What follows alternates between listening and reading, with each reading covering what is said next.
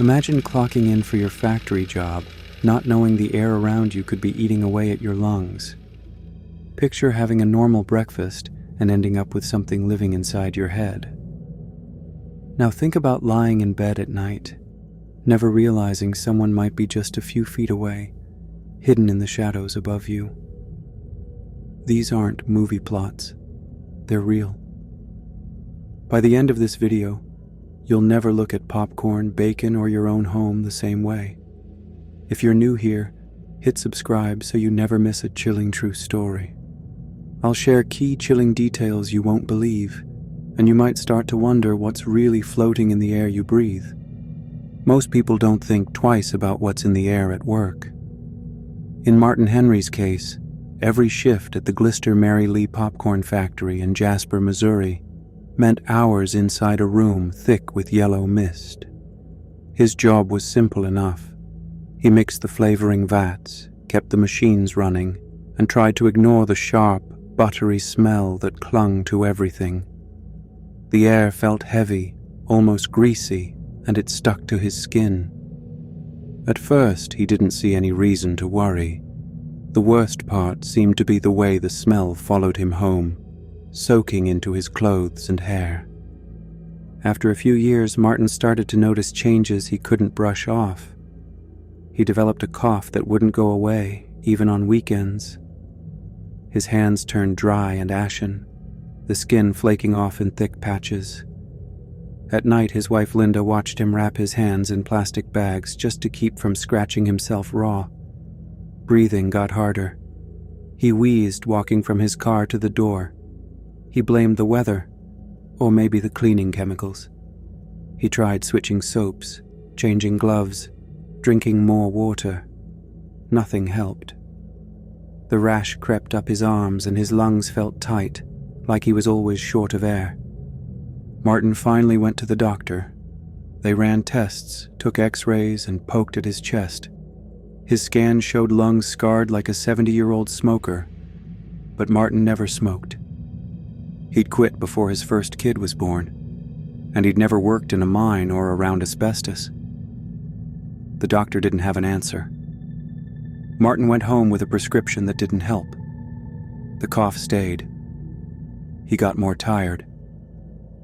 Linda noticed he started forgetting things, like whether he'd already added flavoring to a batch.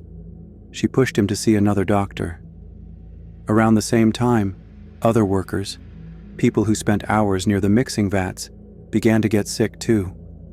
They talked about chest pain, rashes, and climbing the stairs like it was a mountain. None of them smoked, but they all felt winded, like something was closing in their lungs. At the local hospital, Dr. Thomas Carter started to see a pattern. 8 workers from the popcorn plant came in with the same symptoms: trouble breathing, chronic cough, and skin problems. He diagnosed them with bronchiolitis obliterans, a rare disease that scars and narrows the tiny airways in the lungs. It's often fatal within 5 years if untreated. The news hit hard. The workers realized this wasn't just a bad cold or a seasonal allergy. Their lungs were being destroyed by something at work. Word got around town. People whispered about bad insulation or maybe a gas leak. The factory owners said they were following all safety rules, but nothing changed. Most workers kept quiet. They needed the paycheck. But the story reached the National Institute for Occupational Safety and Health, or NIOSH. Within months, a NIOSH team led by Dr. Rebecca Roberts confirmed dangerously high diacetyl levels in the flavoring steam, 3 times the concentration found in other plants. Diacetyl was everywhere in the air near the mixing room, thick enough to sting your eyes after a few minutes. Most people had never heard of diacetyl. It's a chemical that gives popcorn and other snacks their buttery taste. The FDA said it was safe to eat. Nobody had ever tested what happens when you breathe it in, day after day, with steam blasting it straight into your face. The popcorn factory used more diacetyl than most places, and nobody thought to check the air until workers started getting sick. What common snack ingredient hides this deadly chemical? It turned out the butter flavoring was the culprit. The invisible fumes from the mixing vats were poisoning the workers, scarring their lungs and causing their skin to peel. The FDA had never considered the risks of inhaling diacetyl, only whether it was safe to eat on popcorn. For Martin and the others, it was too late. By 2003, warnings went out and 80% of U.S. popcorn makers switched formulations. But for Martin, it was too late. He died at 62, a victim of popcorn lung. The factory put up warning signs and changed a few recipes, but it didn't undo the damage. Most people outside Jasper never heard the details. They kept buying popcorn, microwaving it at home, breathing in the buttery steam without a second thought. The danger was always there, thin as air, and nobody saw it coming. Some things that seem harmless can end up being the most dangerous. You start to wonder what else you might be letting in, without realizing it, just by going through the motions of a normal day. Sometimes what gets inside you isn't even something you can see or smell. It can be smaller, quieter, and much closer than you'd ever expect. If you eat a strip of bacon in the morning, you probably just worry about too much grease or maybe the taste. I do the same thing. Bacon, eggs, toast, done. But there's another possibility nobody really thinks about. You could be swallowing something that doesn't wake up for months, maybe even years, and when it does, it doesn't care about your stomach. Jacob Malloy didn't know either. He was 52, stuck in his routines. Most mornings he fried bacon until the edges curled, sometimes a little less if he was running late. A few years ago he started getting headaches. He figured it was just stress from the parts shop. Sitting too long, maybe the glare from the computer, maybe dust from the boxes. The headaches started as a once-a-month thing, then twice, then every week. The pain wasn't always in the same place. Sometimes it pressed behind his eyes, sometimes it crawled down to the base of his skull. Over-the-counter pills didn't touch it. He'd wake up with his head pounding and go to bed the same way. When the headaches got so bad, Jacob started seeing blinking spots. He finally went to the doctor. There were days he'd lose his train of thought or forget why he'd walked into the stockroom. Words on the computer blurred and drifted. His wife pointed out that he'd started rubbing his temples before he even poured coffee. She said it was probably stress. Jacob hoped it was something simple, something a prescription could fix. The doctor agreed to run a few tests, just to be sure. The CT scan took longer than he expected. Jacob lay in the machine, counting the seconds, trying not to think about the deep humming in his bones. Afterward, he caught a nurse frowning at the monitor. The doctor came in, holding the scans like he didn't want to show them. There were round spots in Jacob's brain, clustered in the white matter. The doctor called them cysts. Tumors were mentioned, but nothing was certain. Jacob and his wife rode home with the radio on, not saying much. The next step was a specialist. A neurologist took over. More tests, more waiting. The new doctor looked at the scans and shook his head. He pointed out that the cysts didn't look or act like tumors. They weren't stationary, and their round shapes were too regular. He started asking questions Jacob didn't expect. Did he eat pork? How often? Was it always cooked through? Did he ever eat bacon that looked a little pink? Jacob shrugged, said he tried to cook it well, but sometimes he was in a rush. Then came the questions about hand washing. Did he always use soap after the bathroom? Did he wash his hands before eating? Jacob admitted he sometimes forgot. His wife just stared at the floor. The diagnosis was neurocystic urcosis, a tapeworm infection in the brain. The doctor explained it in a flat voice, like he'd said it 100 times. The tapeworm eggs, probably from undercooked bacon or poor hand hygiene, had made their way into Jacob's body. They passed through his gut, got into his bloodstream, and ended up in his brain, where they formed cysts. The CDC says this is the most common way people get brain tapeworms: eating undercooked pork or not washing hands after using the bathroom. The larvae settle in, and you don't know until something goes wrong. Could your favorite breakfast be harboring a parasite? Here's how easy it can happen. If the pork isn't cooked to at least 145 degrees, the larvae can survive. If you skip washing your hands after using the bathroom, the eggs can hitch a ride on your fingers. All it takes is one rushed morning, one shortcut at the sink, and the parasite finds its way in. Most people never notice. Some, like Jacob, only find out when their brain starts sending warning signals. Treatment meant 2 weeks of anti-parasitic and anti-inflammatory drugs. The pills killed the larvae, but Jacob's body didn't like it. He had one night where the room spun and the walls pulsed with color, like the world was underwater. His wife kept her phone close in case he started talking nonsense again. The doctors said the side effects would pass. The important thing was the headaches finally stopped. No more blinking spots. No more pressure behind his eyes. The scans showed the cysts shrinking, then just scars where they'd been. Jacob survived, but nothing felt the same. Bacon disappeared from their kitchen. His wife cleaned the counters with bleach and put soap pumps in every bathroom. Jacob started carrying hand sanitizer in his pocket, even at work. Friends brought casseroles and joked about burning the pork, but nobody really laughed. Breakfast turned into a caution sign. Eggs looked suspicious, and nobody trusted sausage for months. The doctors said he was lucky. The cysts could have caused seizures or worse.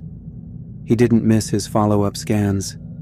Each one showed only scars, no new cysts, no movement. His memory came back slowly. First, he remembered his wife's birthday, then the recipe for pancakes, and finally, little things like the pattern on their mailbox. Every so often, a headache would creep in and he'd panic, checking his eyes in the mirror, but nothing ever showed. He said he didn't care if the bacon burned from now on. Better rubbery than another scan. Jacob's story is a warning. Thorough cooking and proper hygiene aren't just health advice. They can save your life.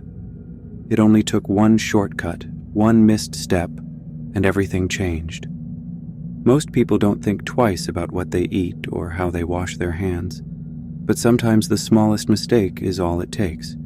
You can do everything right, follow every rule, and still end up blindsided by something you never saw coming. But there are other dangers that don't come from food or air at all. Sometimes the threat is closer than you think, right in the place you're supposed to feel safest. Melissa's new apartment was supposed to be simple. She wanted her own space, a quiet first-floor place with just enough room for her clothes and her books. The first few days felt normal.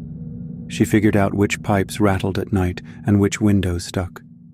She unpacked her boxes, hung up curtains, and tried to settle in.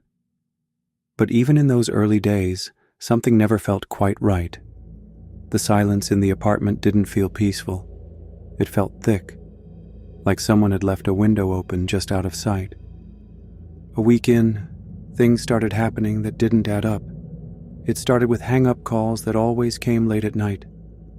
Sometimes she'd find a few white flowers left on her porch. Never a note, never a reason. Other times she noticed her keys weren't on the hook where she left them, or a pan would be out on the stove after she was sure she'd put it away. It was easy to brush off at first. She told herself she was tired, maybe distracted from moving. But the pattern stuck. She started keeping a mental list. Calls, flowers, things vanishing or turning up in the wrong place. Then one morning, Melissa found her TV plugged in when she was sure she'd unplugged it the night before. She tried to remember if she'd changed her routine, but nothing made sense.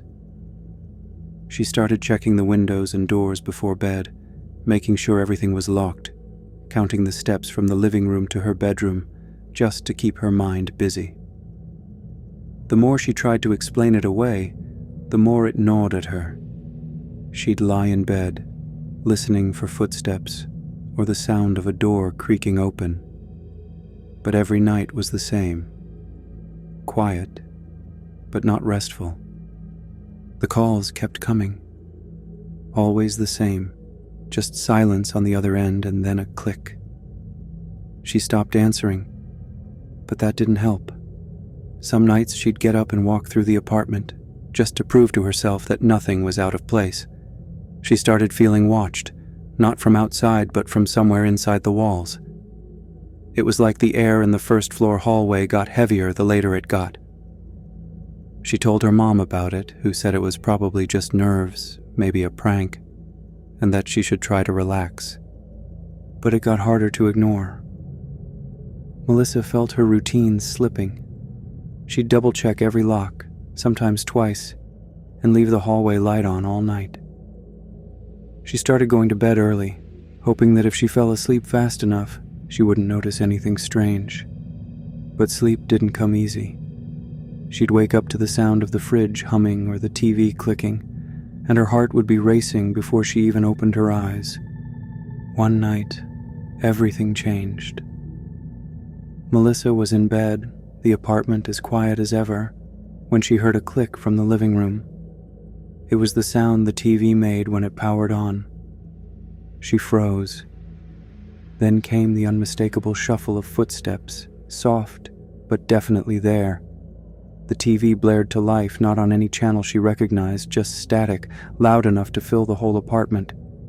She didn't call out.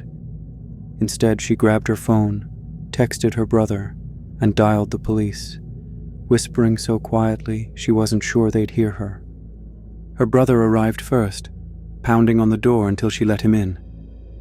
They crept into the living room together.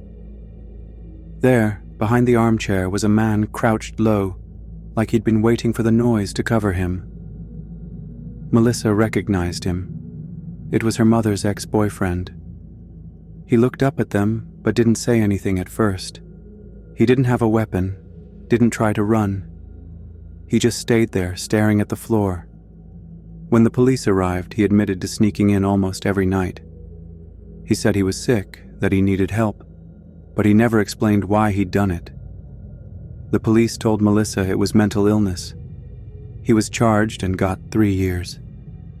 After that, nothing about the apartment felt safe. Melissa tried to stay, but every sound made her tense up. She moved out within weeks. She never unpacked most of her things in the new place. Every night, she checked every lock, every window, sometimes 3 times. She kept her phone charged, screen bright, just in case she needed to call for help again. She couldn't stand silence anymore. She slept with the TV on, low, always facing the door. No one ever figured out how he got in.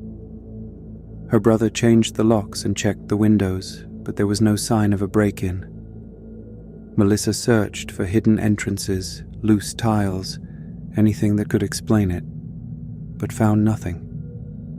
It was like he'd just appeared, waiting for the right moment when the house was quiet and the street outside empty.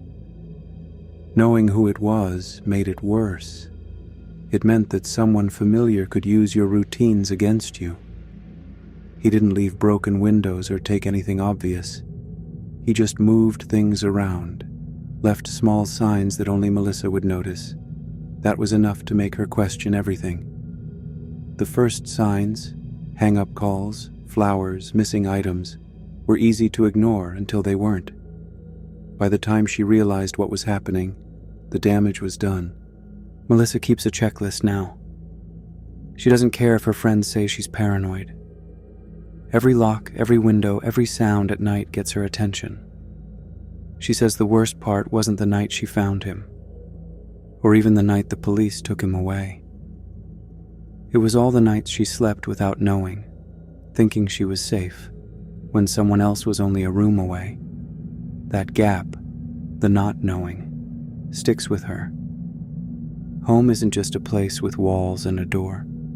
Sometimes it's a question you can't answer. For Melissa, home became a place you lock out more than just strangers. You lock out safety itself. Some noises are just the house settling, but sometimes it's something else, and you won't know until it's too late. You can get used to almost anything when you live alone. Kim thought she was ready for that. She liked the idea of closing the door, pulling the blackout curtains, and knowing nobody could bother her. Her apartment was small, nothing fancy, but it was the first place she ever felt in control. Olivia, her landlord, was the kind of older woman who remembered birthdays and always had a bowl of hard candy on the table. She checked in on Kim, brought over soup, and treated her more like a niece than just another tenant. That helped. Kim needed to feel like she belonged somewhere, even if she didn't want to talk to anyone for days at a time. When Kim's doctor changed her anxiety medication, she expected to feel a little off. The new pills made her tired, more than she wanted to admit. She started skipping her usual routines, sometimes falling asleep before the sun went down. There were mornings when she woke up groggy and couldn't remember what she'd done the night before. She blamed the pills for the fogginess, the heavy limbs, and the way her thoughts seemed to drift. Her parents called every week, but she didn't mention the sleepiness or how she'd started forgetting little things. She just told them she was settling in. It was the small things that started to bother her. She'd come home and find her keys in the wrong place. Sometimes her shoes would be by the door. Other times they'd be in the hallway. She always put them in the same spot. The first time she noticed, she thought she was just distracted, but it kept happening. She'd find a sweater folded on a chair that she remembered leaving on her bed. There was a faint, unfamiliar smell in her bedroom too, something damp and sour that she couldn't place. She tried opening the windows, but it never really went away. At first, she thought it was just the building, maybe old pipes or someone's laundry. She tried not to think about it. Kim made her bed every morning, always with the same neatness. One day she woke up and saw the sheets on the left side were pulled back, wrinkled in a way that didn't fit her habits. She only ever slept on the right. She stood there for a long time, staring at the covers. Maybe she'd rolled over in her sleep, but she couldn't remember doing that. She tried to let it go, but after that, she started checking the locks more often. Sometimes she'd check the closet too, just in case. Her parents finally came to visit. Kim's dad walked around making small talk, tapping on the walls, checking for drafts. He went into her bedroom and opened the closet. Kim heard him go quiet. She looked up and saw him staring at the back wall. There, written in thick black marker, was a message. "Come back here so I can look at you." The handwriting was messy, uneven, and it was in a spot you'd only see if you were sitting inside with the door closed. Kim felt her stomach drop. She'd never written anything like that, and nobody else had a reason to be in her closet. Her dad told her to call the police. Kim's hands shook as she dialed. She tried to explain what was happening, but it felt unreal even as she said it out loud. The police came and walked through the apartment. There were no broken locks, no signs of forced entry. Everything looked normal. Kim's mind kept circling back to the message and the way her things had moved around. She started to wonder if she'd imagined it all, but her dad was there, and he'd seen it too. The police kept asking who else had a key. Kim said only Olivia, her landlord, did. Olivia came over and looked just as surprised as Kim. She said her son, Henry, sometimes stopped by to help with repairs, but he was quiet and never bothered anyone. That was when it started to make sense. Kim remembered seeing Henry in the hallway, always looking away, never saying much. The police asked Olivia for her spare key. She handed it over, but by then, Henry was already gone. The investigation found that Henry had been using the spare key to get into Kim's apartment. He'd mixed sleeping pills into her food, nothing that would hurt her, just enough to keep her drowsy and unaware. While Kim slept, he entered her room. Sometimes he sat in her closet watching her. Other times he lay down on the left side of her bed, careful not to wake her. He left the message on the closet wall, a twisted note meant only for her to find. He never stole anything, never made a mess. He just wanted to be close, to watch her without her knowing. When the police found Henry, he told them he was in love with Kim. He said he just wanted to look at her, to protect her. He never touched her, never tried to hurt her. But he watched, night after night, hidden in the shadows of the apartment Kim thought was hers alone. Olivia was devastated. She never imagined her own son would do something like that. Kim moved out the next day. She packed her things in silence, barely speaking to anyone. The worst part wasn't the message or the knowledge that someone had been so close.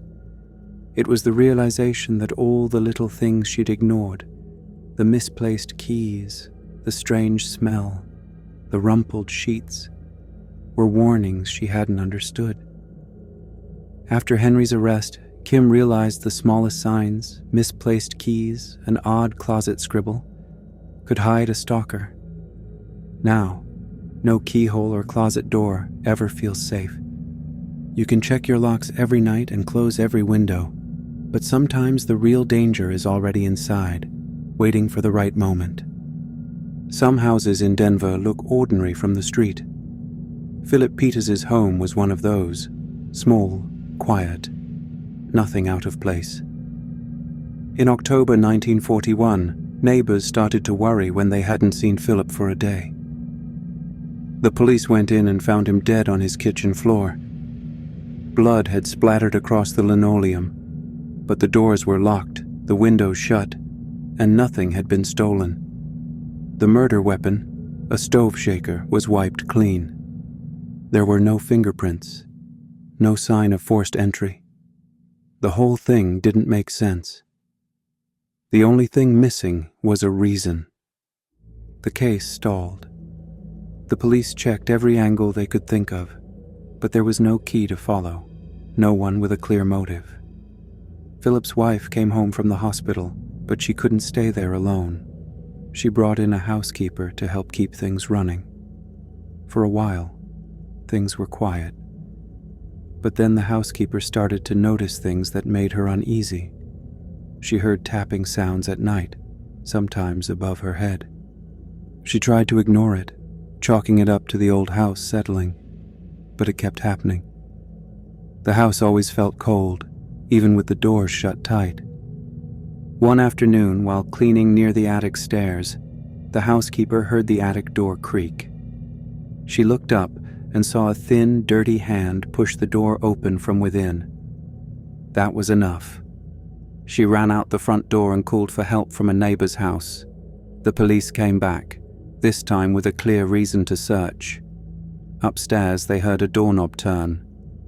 They climbed into the attic and found a man crouched in the shadows, filthy and thin, trying to disappear into the boards. His name was Theodore Coneys. Years before, he'd known the Peters family, just a passing acquaintance, nothing close.